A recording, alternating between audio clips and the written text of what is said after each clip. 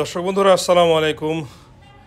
আমি এর আগের ভিডিওতে দেখিয়েছিলাম যে নরসিংদীর নাগরিয়াকান্দি একটি জায়গার নাম, যেখানে সানফ্লাওয়ারের একটা গার্ডেন হয়েছে প্রায় 10 বিঘার উপরে।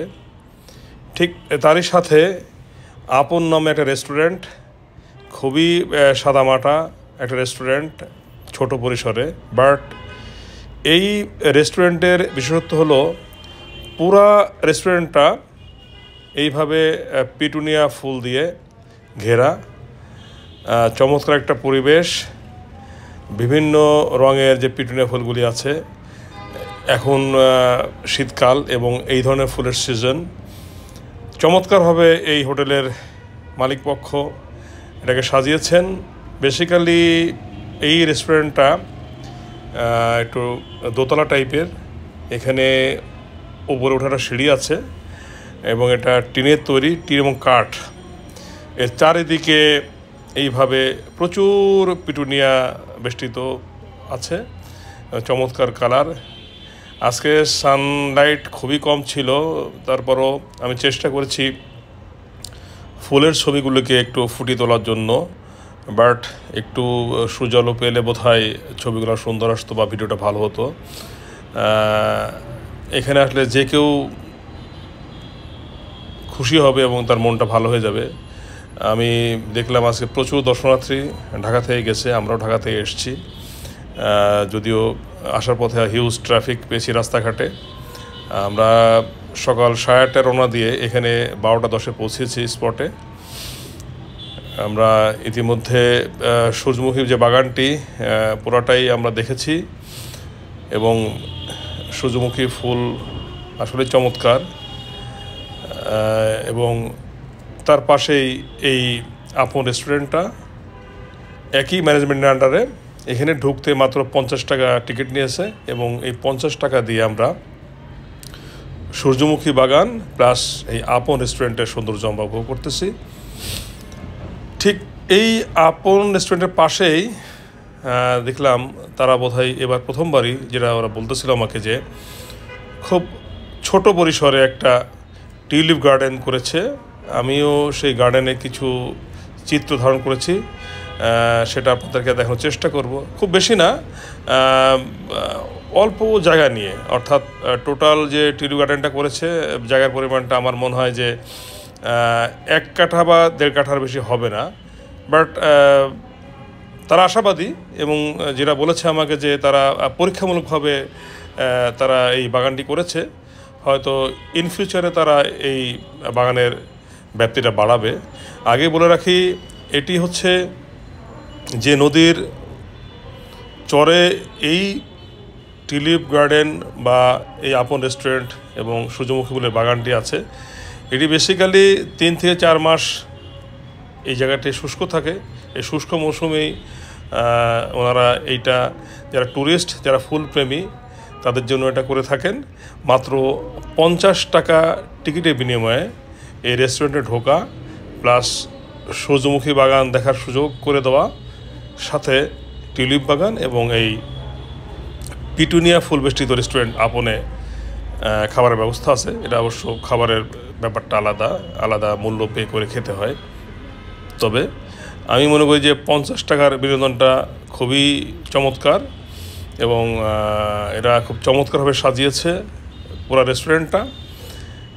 এই রেস্টুরেন্টের আশেপাশে যতটুকু জায়গা আছে পুরা জায়গা জুড়ে এইভাবে পিটুনিয়া ফুল দিয়ে তারা সাজিয়েছে এবং কিছু জায়গা তারা করেছে যেখানে এই ছবি তোলার জন্য ফুলগুলিকে আলাদাভাবে রেখে একটা, যেটাকে বলে একেবারে যে ফটোশ্যুটের জন্য যে জায়গাটা, সেটাও চমৎকার।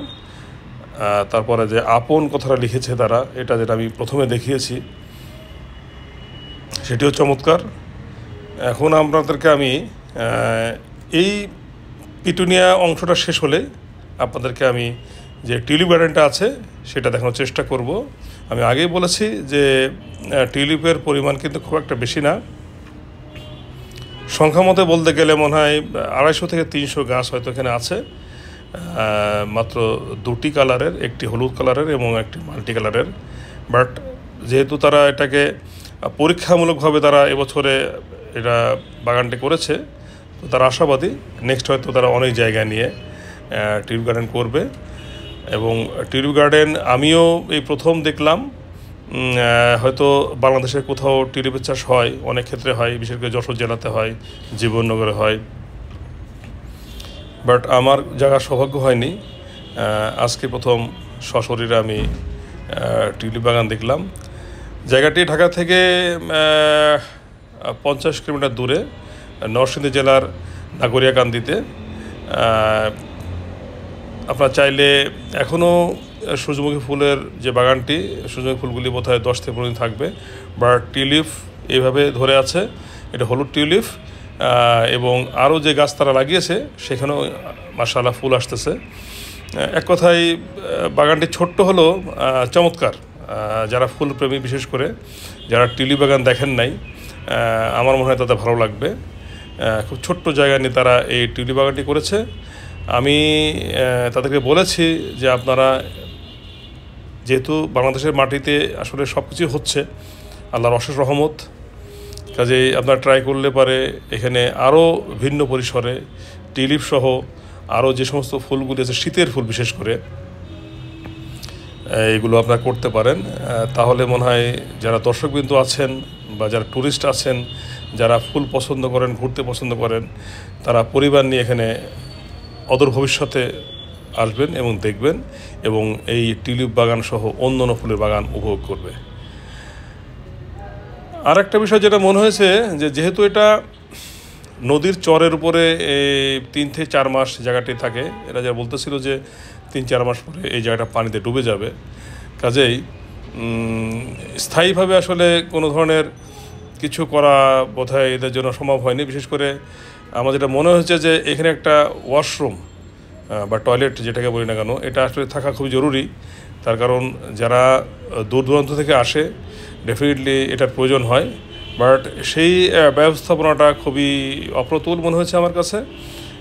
তাই আমি ম্যানেজমেন্টকে বললাম যে কোনোভাবে কি একটা ভালো ওয়াশরুম একটু উঁচু করে করা যায় কি না, যেটা পানির মৌসুমে যেটাকে সেভ করা যায় কোনোভাবে আর কি।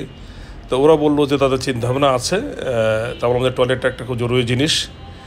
আর আপনাদের রেস্টুরেন্ট আছে, এটার খাবারের মানটা একটু বাড়ানো দরকার। যারা দূর দূরান্ত থেকে আসেন তারা কিন্তু অনেক ক্লান্ত হয়ে পড়ে, বাট যতটুকু দেখলাম যে ফাস্ট ফুড বা ফুচকা এই টাইপের খাবারগুলি ছিল, খাবারের মূল্য খুব একটা বেশি না, রিজনেবলই আছে। আর এই বাগানের এন্ট্রি ফি সব মিলে 50 টাকা। আশা করি আপনারা এখানে যাদের সুযোগ আছে যাওয়ার, আসবেন এবং পুরো বাগানটি উপভোগ করবেন।